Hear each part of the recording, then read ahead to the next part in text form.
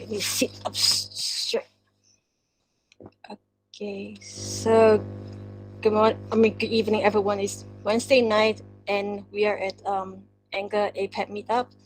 So today we have Tom, who is from the west of Ireland, to come and give us a talk on Angular performance and measurements. So, like I took Bonnie's architecture course, right? He always said that Angular is so powerful and it allows you to do things with reasonable speed, but when the application gets really large, the app can get really slow. And when that happens, well, we can always ask Mingo to take a look, right? Because he's the expert in Song and the other stuff. But if we don't know Mingo, then we need to pay attention to whatever Tom is going to show us in the next maybe 20, 30 minutes. And Tom, you are the expert here. I don't know this stuff. Maybe some people know, some people don't. So whatever you're going to say, I'm going to believe you. So don't be afraid. Show your stuff, and I will clap really, really loud afterward. So the floor is yours. Thanks, Connie. Let's be careful what you wish for. Okay, I'm just going to start sharing.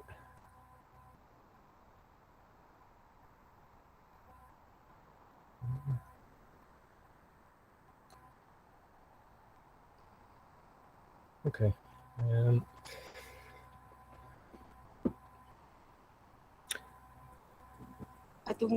Are you showing your screen? It's starting, so it should be coming up. Okay, it's coming up. Okay. Okay. Oh, is this the one for it? Oh no, it's not.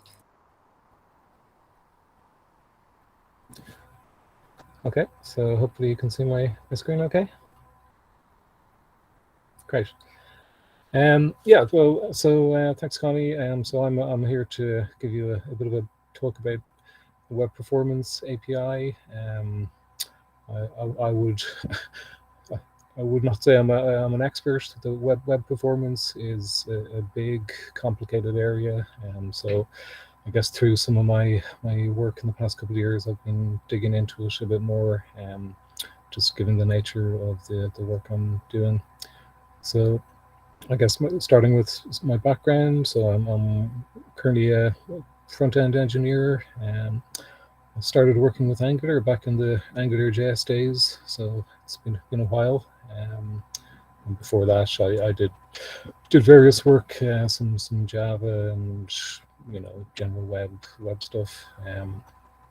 So at the moment, I'm working on a real-time analytics application. So we're processing a lot of real-time data in a dashboard. So performance is critical. So we're doing everything. We're using D3 for pretty much everything we're doing, which is great. But we're handling a lot of SVG updates and layout changes, etc. So it's always a constant battle between adding new features and keeping it performant. So I guess in terms of housekeeping, what I will cover and what I won't cover, I've intentionally tried to keep the talk fairly limited to just kind of work performance marking and measuring. So performance optimize, I guess it depends on the nature of your application. There could be a lot of applications that don't really need, I guess, a lot of focus on performance, depending on what they're doing. But I'm not here suggesting that this should be added to your application without a good need to add it. So Lighthouse is part of the Chrome DevTools, which it's a great utility for accessibility and performance of kind of loading websites, etc. But it's not really I'm not going to be covering it today, basically, because it doesn't really fit into this talk. So generally, measuring performance should only really be done on critical paths, or where there are performance issues. You should avoid measuring network network requests, because obviously you don't want to be factoring unpredictable networks into your performance calculations.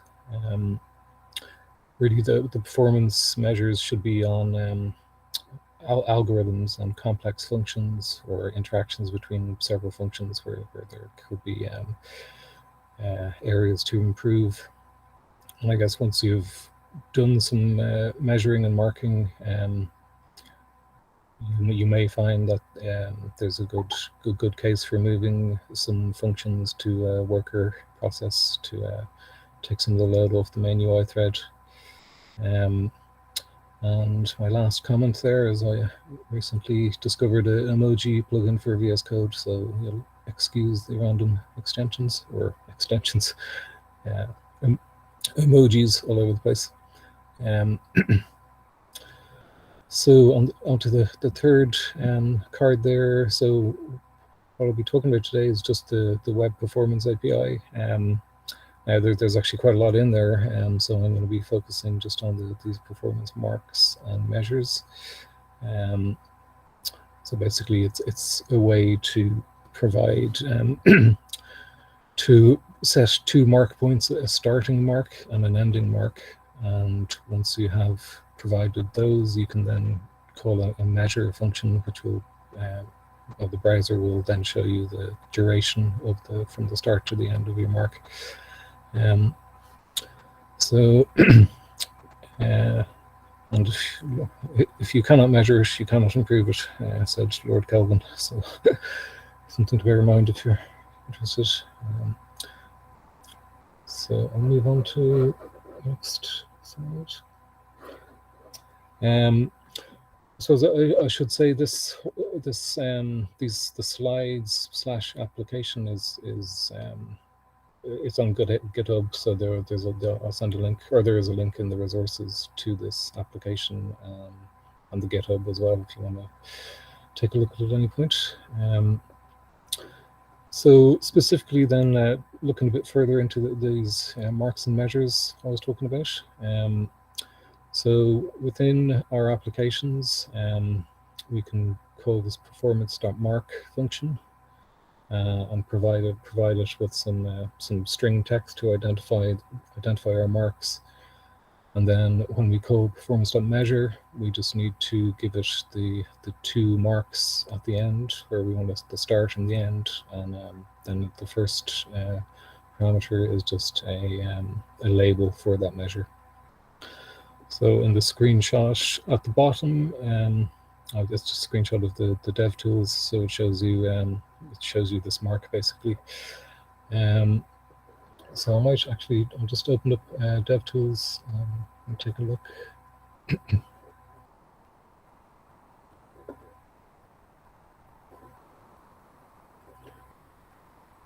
So if I go to the performance tab, I'll just do a reload. I'll hit stop after a couple of seconds. It takes a while depending on your laptop.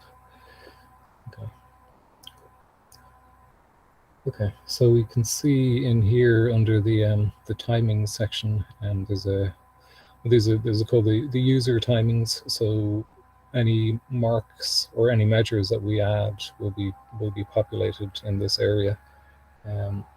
So if you're looking at it with an Angular application, you'll see that Zone.js has quite a few entries in there. So you can see the various marks and measures, or sorry, the measures that Zone.js has added.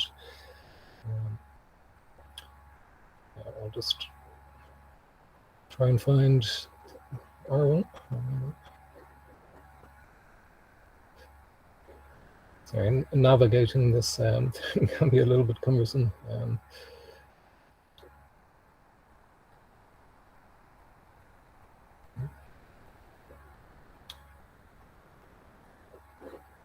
I think I'm actually on the wrong.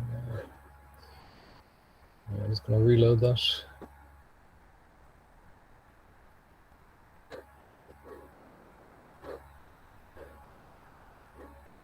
So I'm basically just trying to show you what was in the screenshot there on this page.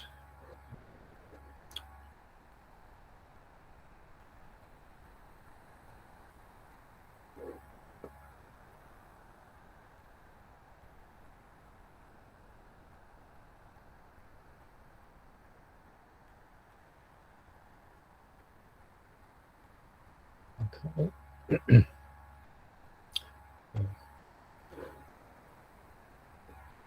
Just now, for some reason, it doesn't. I'm not finding my measure in here. It should be in here, but I think you probably get the idea anyway. That's what happens when you're presenting live. Happens I to know, all of us. I know. Yeah, that's why I made sure to have a screenshot, because demo gods can sometimes strike. Yeah.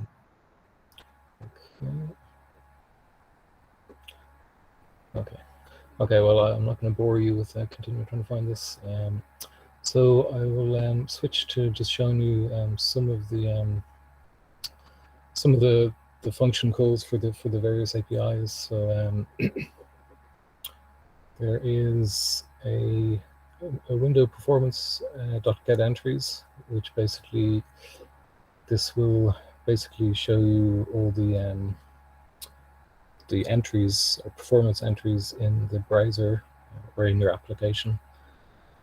So there are several different types of entry types. So there's a navigation timing, resource timing, there's the performance mark and the performance measure, which are what I'm talking about.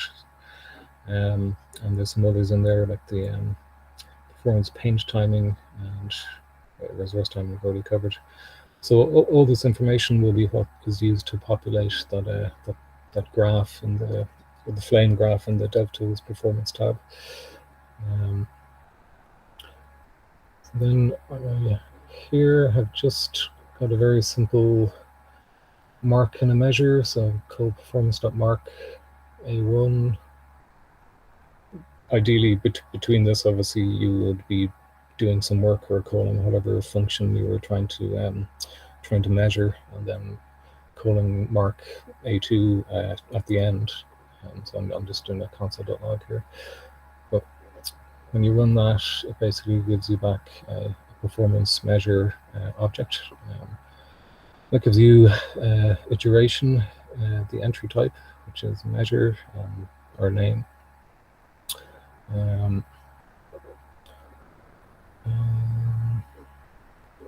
So then there's this.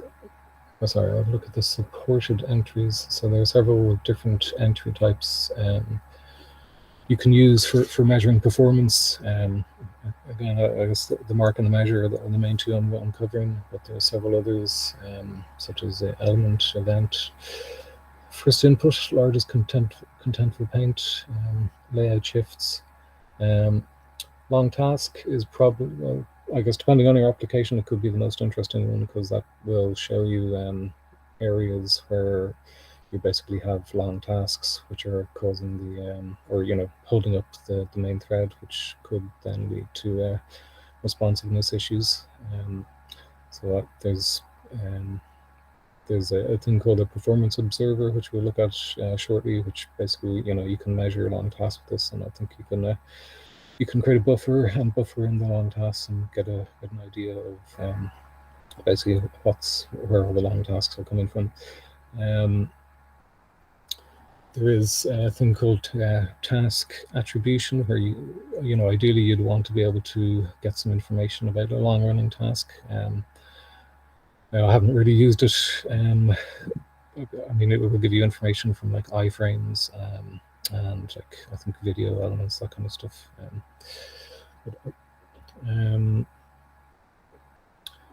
Okay. So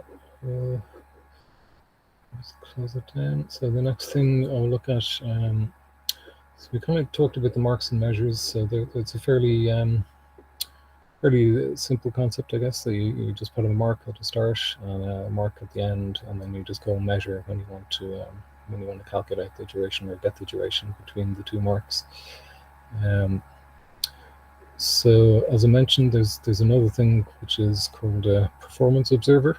So I guess that's part of there's a few other things in the observer family, like there's a mutation observer and an intersection observer. I think I'm not sure if there's more, but performance observer is the only one I've used here. So basically that will allow you to, within your application, create an instance of a performance observer, tell it what entry types you want to measure, you want to include. So, for instance, if you only want to include marks and measures, you can do that, or you can include all entry types. So within this application itself, I've created a simple service which basically for each component will just create an instance of a performance observer and send it some entry types and start logging out those entry types. So if we just open up DevTools again, and take a look at the console.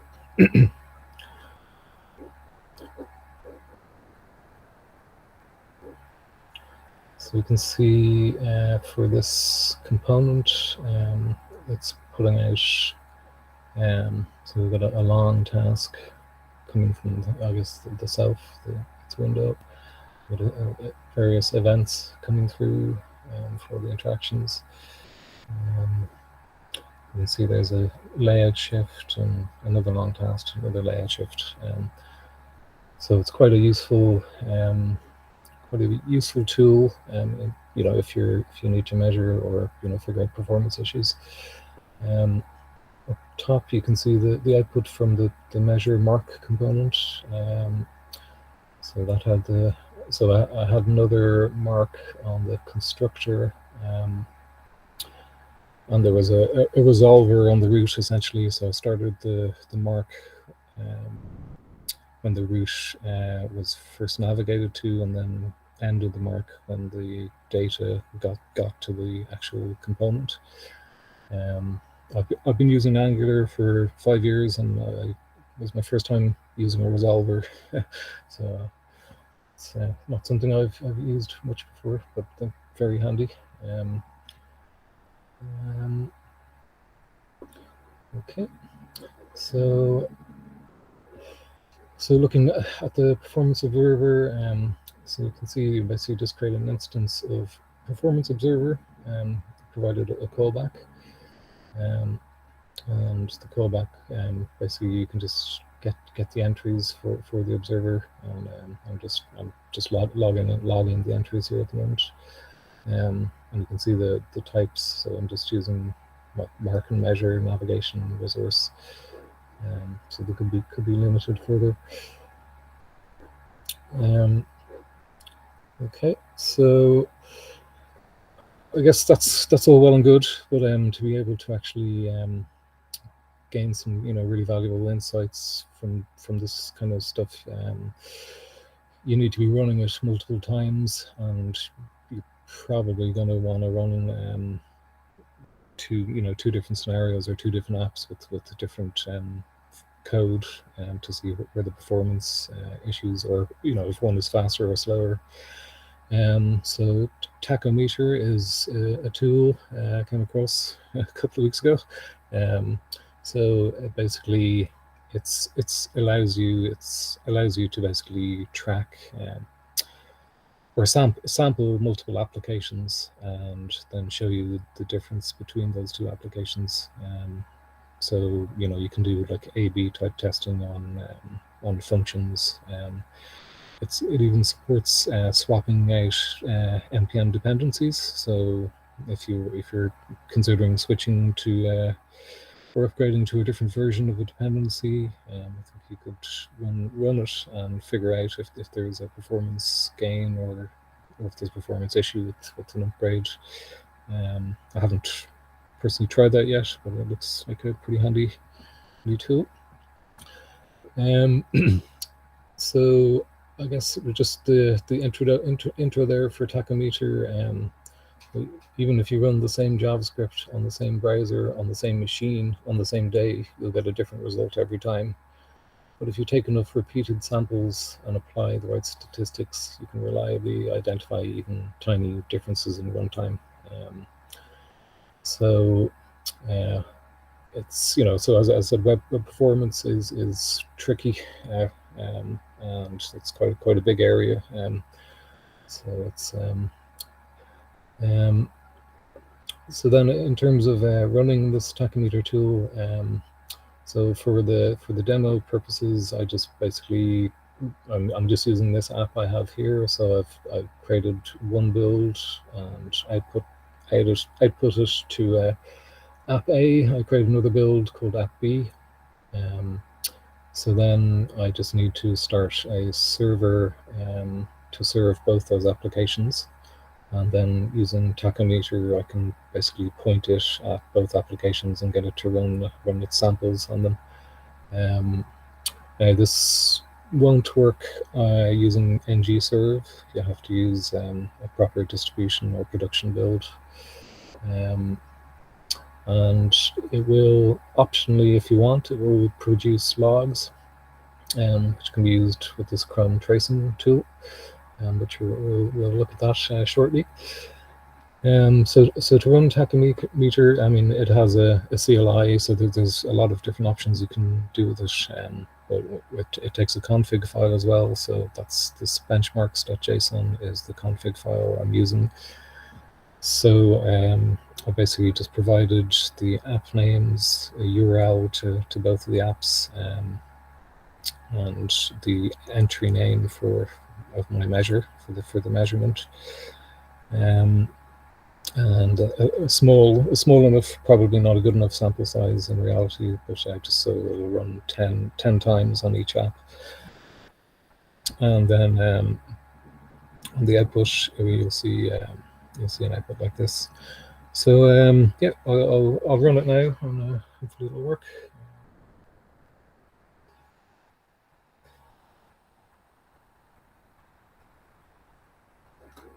Okay. So okay, too far. I ran it already, but sure, I can run it again. So it did work. But sure, I'll do another that. So basically, it'll launch Chrome and hit those apps A and B for the various sample size you've given it, and then it'll just give you the results. Now I'm not by no means an expert on it. I've only used it in the past week or so, or more. Well, maybe about a month or so. But so it looks like a fairly nice tool, and there's a lot more you can do with it. So we're just kind of scratching the surface here. So should see it flip between localhost 3000 and localhost 3001. Because could be my laptop is not helping it. It's chugging away there. I guess within this application, I have obviously created some marks and measures, and that's what it's going to be working against. So it's actually taking a really long time. So it's a lot faster, but maybe it's because I'm running a screen share, something that's gone quite slowly. But you can see in the output anyway. We have the benchmark table. So we have app A and app B.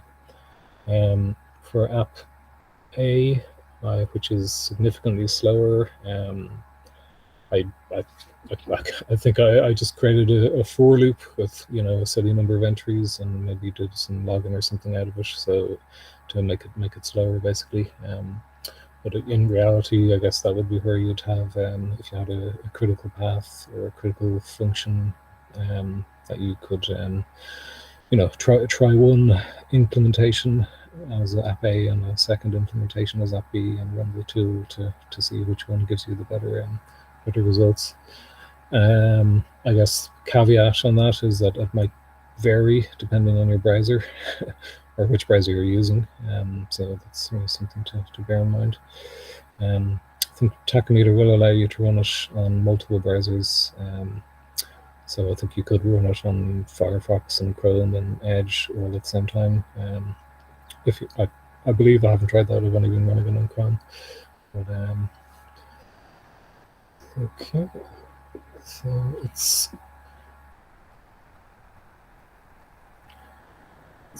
getting there, 7 out of 10, but sure, the results you're going to see are the same as the results you've already seen. So just let that go in the background. Now, I suppose I mentioned one of the things you can do with in your tachometer config file is specify that you want to trace the output, which will basically produce some JSON formatted log files. So there is this utility in Chrome called Chrome tracing. And with that, you can basically load the output from Tachometer. So I'll just here.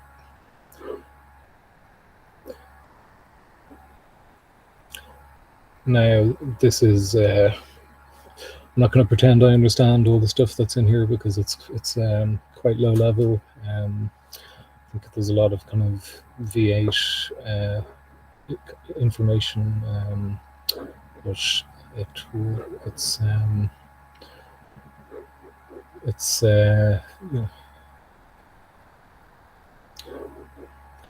so yeah, as I said, yeah, it's pretty low level, but it could potentially be useful, but depending on what you're looking for. The measures, so you can see. I think there's a video with Minko talking more about that. If somebody wants to learn more about that, we can link it in the chat if they wanted to dive more into that. Oh yeah. Oh, and you can see my measure has actually shown up in there, so that's the one against. So it just gives you a start and wall duration.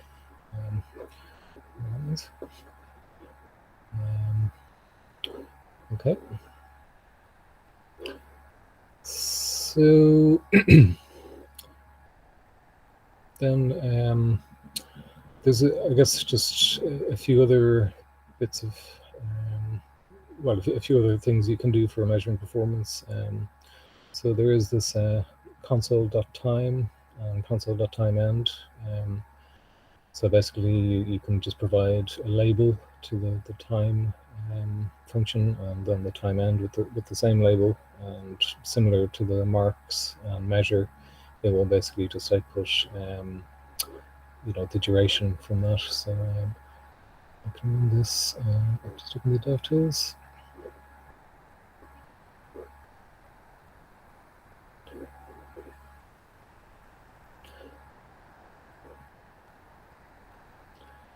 So you can see it's just console logging essentially the time or the durations to the console log. You can see they're different every time, and I guess that kind of relates to this. There's this performance.now. So you might see some places where people use performance.now to basically get a timestamp essentially, and start timestamp, an end timestamp, and then use that to calculate the duration. So there are two kind of other approaches that are available to people. And then at the bottom here, we're just showing, I guess it's kind of another DevTools utility. So it's the Tachometer.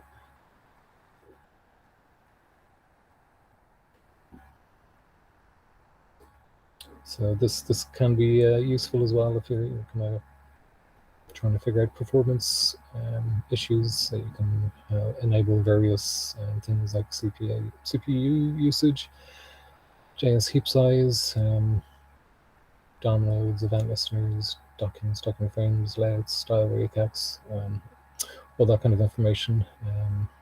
I guess this is all similar to the kind of info you'd be seeing in the flame graph and DevTools performance tab as well.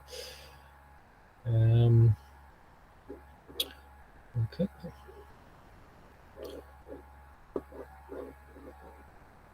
And then this is basically getting towards the end. So I basically just have a list of some of the resources that were used in this talk. So just links to the performance or the various APIs, user timing API, the Tachometer tool, and then there's this Nolan Lawson and Brendan Craig are two kind of two experts in the area, so they provided some useful information from some of their blogs, so they're linked here. And of course, there's a link to the Angular dev tools. And I have a link to a blog I wrote, which is kind of related, which is about performance monitoring. It's just creating some TypeScript decorators, which essentially just do the same as providing, or it's a simpler way, I guess, to just mark a function, a start point and an end point, and then measure. And I'll provide a measure for that as well, but it's experimental, I would say.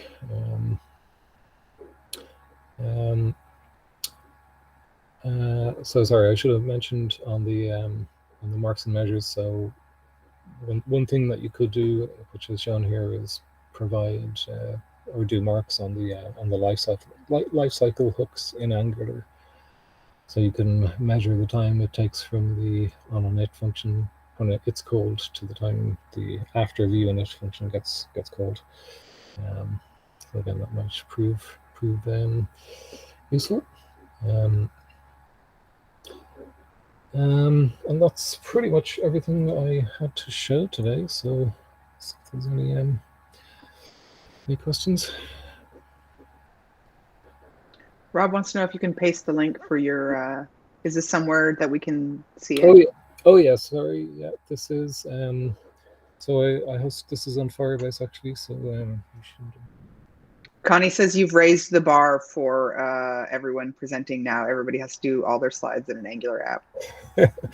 Well, yeah, I mean, I guess, it's another way to get a bit more, experience building another app, and kind of ties in nicely with some of the content as well.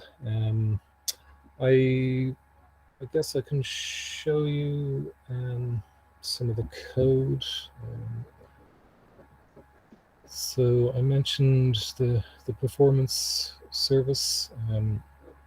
So this is basically just a way for components to basically start a performance observer, provide some entry types to the performance observer, and then stop it when the component is destroyed. So, and it's all it's doing is logging the output. So the measure one is a little bit different because it has more information in terms of the duration, etc. And there's this benchmarks.json with the same as what you saw in the app there. So basically just a config for the tachometer that I'm running. And in the app.component there is basically a simple mark and measure, and that's the my measure that we saw on the trace logs.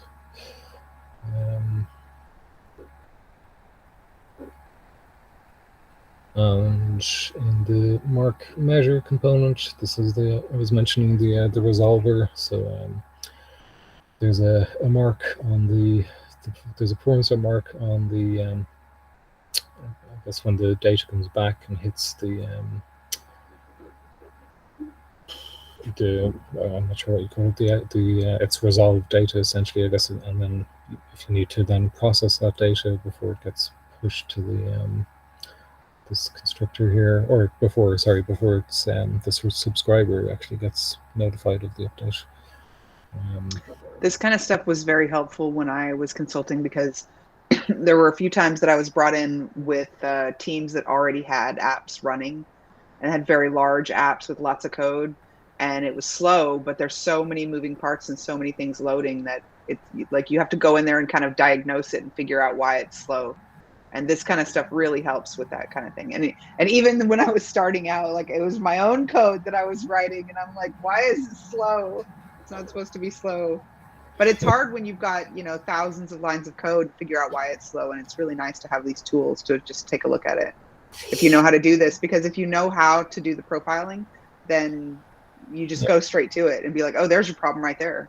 And then you can fix it. Yeah, for sure. And I guess I kind of went through that pain where I didn't really, I'm learning about it, so I didn't really have enough knowledge to do that. So that's kind of why I've kind of been digging in a little bit more into this area. I want to drop a link in the chat. This is Minko Getchev, profiling Angular applications. It's more of what Tom's talking about, kind of the same kind of stuff. Tom, I don't know if you've seen that, but Minko, I think he explains it much better than I could. Yeah, it was a great explanation. Yeah, I watched it several times. Yeah, it's really good. I struggle with the profiling stuff sometimes because I don't do it all the time. And so the only time that I really would look at it is if I had a problem that I was trying to diagnose, and then I would figure it out, and then I would move on to the next thing and then forget it all. Tom Minko Eustace. I love it. Right. It's really cool. But yeah, it's hard. I know some people who are really, really good at it, and some people struggle with it, and I'm one of the people that struggles with it. I don't know why, but it's very, the stuff is built in, so it's really nice to know how to use these tools. Yep. Yeah, I mean, we've only touched, this is the tip of the iceberg. There's a lot more involved, a lot more to it, and it's a pretty complex area. Yeah, it's a complex subject. I found that in most applications, using the combination of the console time and time end allows you to quickly zoom in on the problem area. But sometimes it's hard because it is hard to measure async code. So, yeah. And you need to go into the place that is actually consuming the time, and the dev tools help there a lot using the profiler in the dev tools. I don't know if you covered that. I was a little bit late.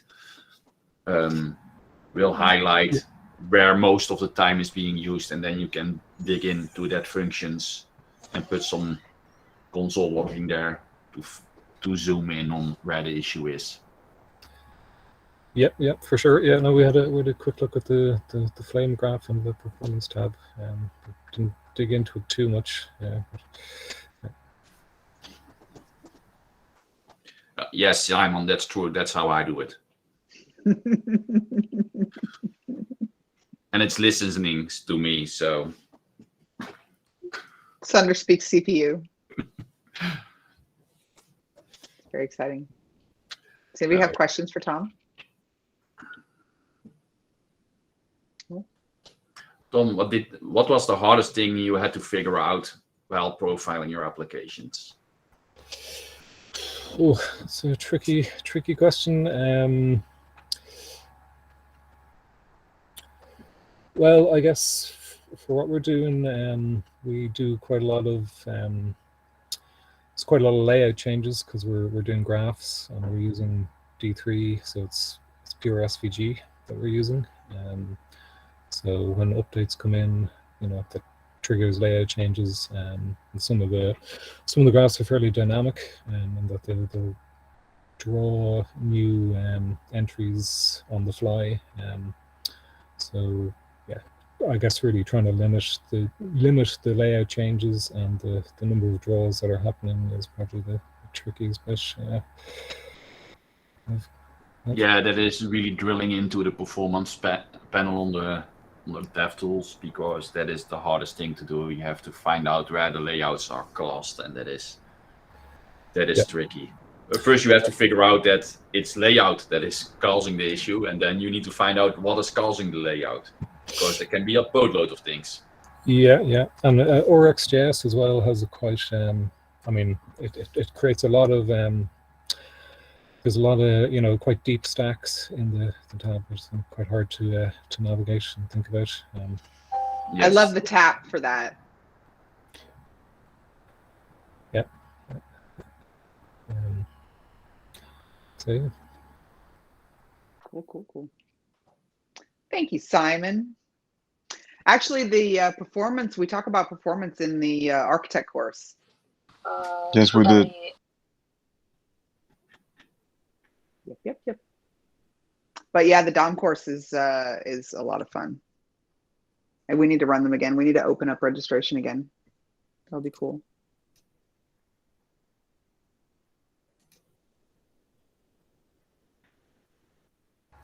Okay, my work here is done, I think. Great job, Tom. Thank you.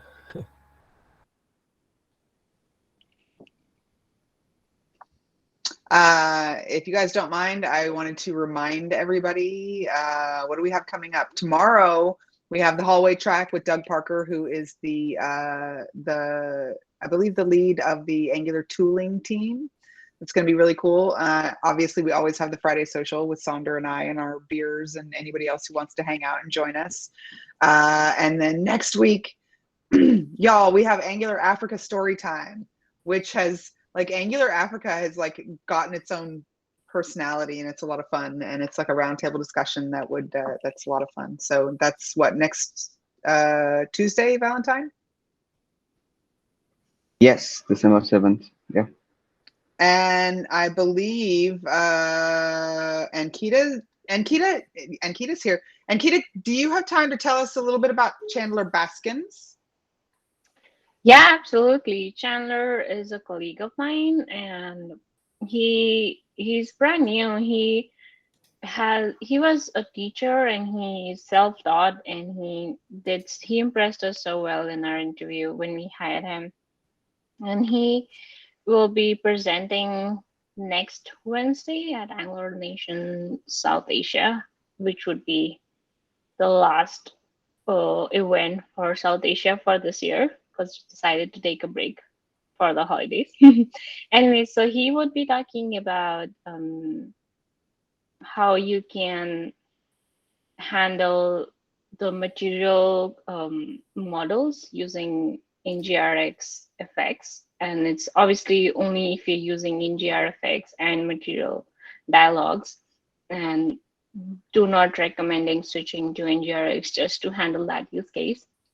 But he presented this within our team, and he did a really good job of it. And I just, as a new developer who's trying to work with Angular and understand it, I extended him the offer of presenting it to a wider audience with this community, because you all are so supporting.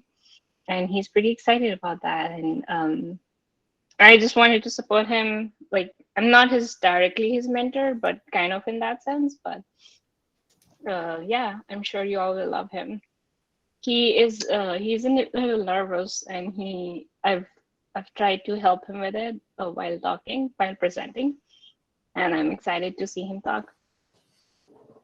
Well, any friend of yours is a friend of ours, Ankita, and you can tell him that he is allowed to practice on us, and it's a very supportive place.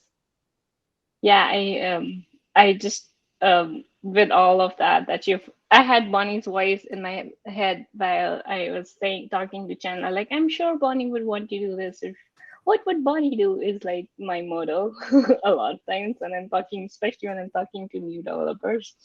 So yeah, that's what I remember when I first asked you to be a channel host, and you remember what you said? You were like, why do you want me to be a channel host? I have zero experience on camera. And I was like, because you're cool, because I like you, and you have a cool personality, and you're fun. And I made the right decision.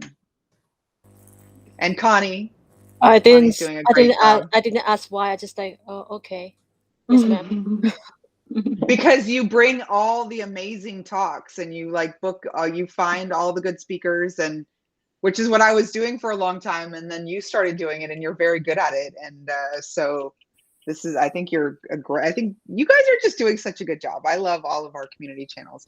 I love that each one of the channels has their own personality and their own hosts. And we got Val and Oye over on the Angular Africa channel. And we might possibly have, we might end up with an Australian channel at some point. So maybe. We'll see. We need speaker in 2022. Yeah, for sure. For sure. We need speakers. We need to start thinking of how to open our Mars in Mars or something. Probably should start from Mars. Angular Nation Mars branch. Yeah. By the way, can I ask you guys a question while we're here? We have a few minutes left before the top of the hour. Should we have an Angular Nation Christmas party? Heck yeah. Yeah? Yes, I think we should. Why not? Right. I think it would be fun. Well, I know some people want to be with their families, and some people need a break from their families, and some people not have families, and so I thought it would be fun to have a Christmas party. This is also our family. You can always take time to hang around for a bit with them. Right? That's For what the I was holidays. thinking. Yeah. Yeah, absolutely. All right, well, we'll Yeah, get if something there on the were calendar. enough people, I mean, we could also do Secret Santa, but I also don't want everyone to stress about international shipping. But I don't know, maybe it can That's be exactly like, what I thought of. As soon as you said that, I was like, international shipping. Yeah, I yeah, learned all about I that still when haven't I got to moved. my hat. Right? Why don't we code presents? Yeah, Make a that would little be fun. application that is like a little present. You know what I think we should do? Listen, I think that we should, so I'll put up an event and then we'll all RSVP to the event. And what I want us to do is I want everybody to